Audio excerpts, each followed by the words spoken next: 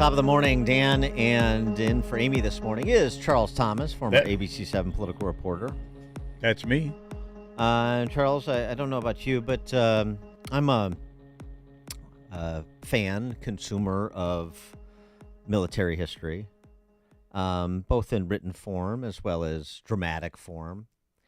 And that brings us to our next guest, who's written perhaps a definitive book on the Guadalcanal campaign in World War II, Operation Watchtower. You may remember, it was in part memorialized in a series called The Pacific. Right. I About saw 15 years ago, remember that? Yeah. It was sort of like Band of Brothers in the Pacific Theater. Anyway, John Bruning is the co-author of the best-selling book Outlaw Platoon with Sean Parnell and House to House with David Bellavia. He received the Thomas Jefferson Award for Journalism from the Department of Defense for an article he wrote while embedded with the 3rd Combat Aviation Brigade's TF Brawler in Afghanistan.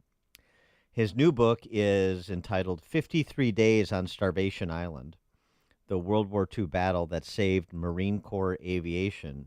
Instrumental, a brutal campaign. 53 Days on Starvation Island, the World War II battle that saved Marine Corps aviation. John Bruning, thanks for joining us. Appreciate it. Dan, thanks for having me. I appreciate you being one of the keepers of the legacy by being a consumer of military history. Starvation. My pleasure. Starvation Island. That was a term that was coined by whom? It's actually the nickname the Japanese soldiers who were on the island called it. But I decided to use that as the title because what's lesser known about the campaign is, this is America's first offensive in World War II. We threw an entire Marine division and Marine Air Group onto the island and then couldn't supply them. And so the Marines were starving just as much as the Japanese were. And the guys that I wrote about who were flying in defense of the Guadalcanal perimeter dropped 30% of their body weight in 53 days, and sometimes more. Give us perspective on the importance of this particular campaign and sort of the up and down nature of it in terms of U.S. interests. Well, so the basic gist was the Japanese were trying to cut our sea lanes to Australia. And this island was the first step in being able to do that by projecting air power into the South Pacific. And so the Pentagon, even though we were completely unprepared, or the War Department, even though we were completely prepared to launch an offensive, 7 months into World War II, they decided that they had to do it and capture the airfield and keep those sea lanes safe. The ironic thing is, 82 years later, we're facing almost the exact same situation in the Pacific with the Chinese and Taiwan. And so the Guadalcanal campaign and the lessons learned are as relevant today as they were in 1942 because of what's going on. In fact, the Chinese just cut a deal with the Solomon Islands, of which Guadalcanal is a part, to base warships in the island group. So the Chinese are basically doing the same thing in peacetime that the Japanese were trying in wartime in 1942. Well, right, and you're talking about lessons learned, and I'm glad you went there in terms of the present parallels, because one of the lessons learned from the lack of preparation that you were just referencing is that the U.S. Navy got hammered initially. Oh, it was catastrophic. The worst defeat in U.S. Navy history occurred the night after the landings took place. It was called the Battle of Savo Island, and 3 American heavy cruisers and 1 Australian cruiser were sunk to very little return damage to the Japanese. And that prompted the U.S. Navy to withdraw from the area and stop unloading transports. They withdrew with the hold still fairly full. So the Marines on the ground were left with 3 days worth of ammunition and not enough food to sustain themselves. So they lived off of rice and canned food that they captured from the Japanese. And sort of, and then that I mean enters that brings us through into this difficult period, but then into a heroic period that is sort of intimated in the title of your book, the World War II battle that saved Marine Corps aviation. So uh, they're into this position after the defeat that you just described, and then what transpires to turn the tide. Well, so Dan, you got to keep in mind that for the first 6 months of World War II, there were 3 battles the Marine Corps air units fought. They were wiped out at Pearl Harbor on the ground at Eva Field. They were wiped out at Wake Island, and they were wiped out at Midway. So going into Guadalcanal, Marine aviation was 0-3, and the 2 units that I write about, the 2 squadrons, VMF 223 and VMSB 232, were basically told by their commanding officer, a guy named Lieutenant Colonel Charlie Fike, that they were cannon fodder. Their job was to go into Guadalcanal and buy time with their lives so that the U.S. could bring in air reinforcements. So they were essentially sent to the island to die. And the only thing that held them together were the squadron COs, who are the heart of the book. Captain John L. Smith, who received the Medal of Honor for his service on Guadalcanal. His executive officer, an Oregonian who became the first Marine ace, his name was Marion Carl, ended up becoming one of the great test pilots in American history later in his career.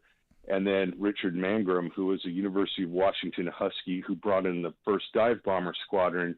And his right-hand man was a Chicago naturalized citizen from Czechoslovakia whose family emigrated right before World War I. And he was working during the Depression in a spring factory in Chicago and decided to join the Marine Corps. And he was sort of the lug nut of the squadron. His name was Larry Baldinus, and everybody called him Baldy. So that was the setup. They got to the island, and they were flying obsolescent aircraft against some of the best combat pilots the world's ever seen. I mean, these guys they were fighting against had been flying in combat, some of them since 1932, 33 in China. And at a time where most of the Marine pilots had still been playing JV football back in high school. So the deck was stacked against them, and yet they were able to stop the Japanese and set the stage for the victory that followed. It was a long and brutal campaign. 50,000 men on both sides were killed or wounded. Both sides lost 68 warships. So, I mean, we're talking probably the most difficult campaign in the Pacific War.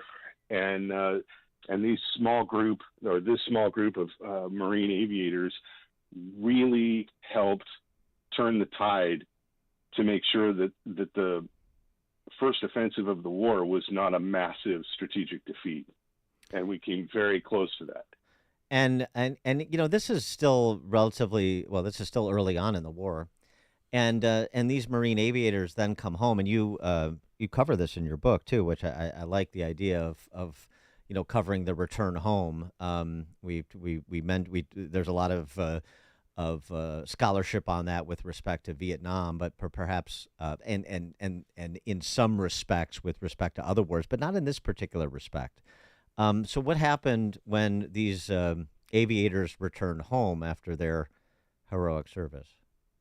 I'm so glad you asked this question because the first part of the book is actually the return, and then we go back to Guadalcanal. And the reason why I wrote that was, first, I wanted my readers to see the disconnect that existed between the warriors and their society, even in 1942, when we were supposedly all in the good war, right? This is the greatest generation. Everybody was pitching in. This is the time where we had victory gardens and scrap drives. And yet this whole first section is kind of a tour through wartime America that was not yet serious and not really understanding what the nature of the war was really going to be. And when they arrive back in November of 1942 and they go on the first Marine Corps Heroes Tour of the war, they get these glimpses into the mindset of the country. At a football game, and a Georgia Tech football game was one of the moments where they realized that, we're not serious about this war yet, and the general society really doesn't understand what the cost is going to be.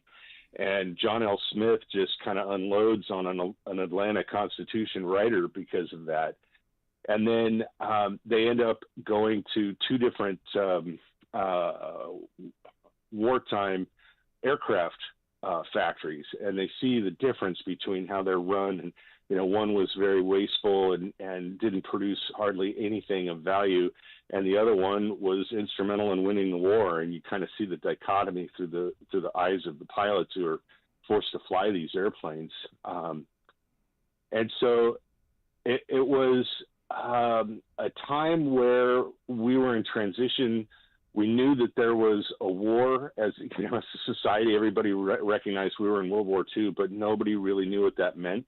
The casualty lists in 1942 were nothing like they were going to be in 43 and 44. About 500,000 Americans were killed through the course of the war. So by 1943, every town, every village, every hamlet in the United States had Gold Star families that had received the dreaded yellow telegrams from the War Department. But that wasn't the case in November of 42. It was almost like we were play acting at war. Fascinating. It was very disturbing to the guys coming home. He is John Bruning. He's the best-selling author of Outlaw Platoon, House to House. He is the recipient of the Thomas Jefferson Award for Journalism from the Department of Defense for an article he wrote while embedded with the 3rd Combat Aviation Brigade's TF Brawler in Afghanistan. His new book, 53 Days on Starvation Island, the World War II battle that saved Marine Corps aviation. John Bruning, thanks so much for joining us, and best of luck with the book. Appreciate it. Hey, thank you very much. Really appreciate it. And John Bruning joined us on the Turnkey.pro answer line. This is the morning show more Chicago radio listeners are choosing. This is Chicago's Morning Answer on AM 560. The Answer. Donald Trump Jr. here. Since January of 2021, the cost of living has increased by 17.9%. You can't get that money back, but you can stop your losses by